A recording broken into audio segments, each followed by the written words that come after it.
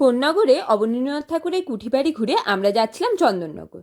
রাস্তায় পড়ছে শ্রীরামপুর। সেখানে আমরা চলে গেলাম মাহেশের জগন্নাথ মন্দিরে প্রবেশের আগেই দেখলাম মাহেশের বিখ্যাত রথ। আমরা গেছিলাম 12টা নাগাদ। তখন ভগবানকে ভোগ দেওয়া হচ্ছিল, তাও সাইড থেকে একটু দর্শন পেলাম। দর্শন সেরে আমরা চলে গেছি চন্দননগর। এই যে চন্দননগরের বিখ্যাত স্ট্যান্ড রোড। আমরা আগে যাচ্ছি স্যাক্রেড হার্ট চার্চের দিকে।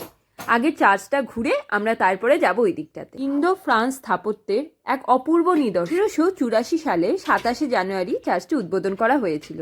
চার্চ ঘুরে আমরা চললাম স্ট্যান্ড রোডের দিকে।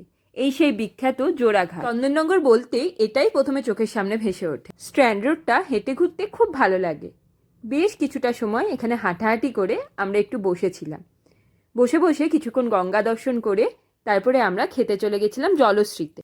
জলশ্রী একটা রেস্টুরেন্ট বোর্ড, পুরো বোটের ওপরে করা একটা রেস্টুরেন্ট। গঙ্গাবক্ষে বসে খাওয়া দাওয়া করার এক্সপিরিয়েন্সটা কিন্তু খুব ভালোই লাগলো। খাবারের কোয়ালিটির থেকে খাবারের দামটা আমার একটু বেশিই লেগেছে। মেনুটা দিয়ে রাখলাম, আপনারাও স্ক্যান করে দেখে নিতে পারেন। খাওয়া দাওয়া সেরে স্ট্যান্ড রোড ধরে হাঁটতে হাঁটতে আমরা গেছিলাম ডুপ্লেক্স হাউসের দিকে। এটা যদিও আজকে বন্ধ ছিল। চার্চের পাশেই এখন চলছে বইমেলা, ওখানেও একবার ঢু মেরে এবার আমরা ধরলাম বাড়ির রাস্তা।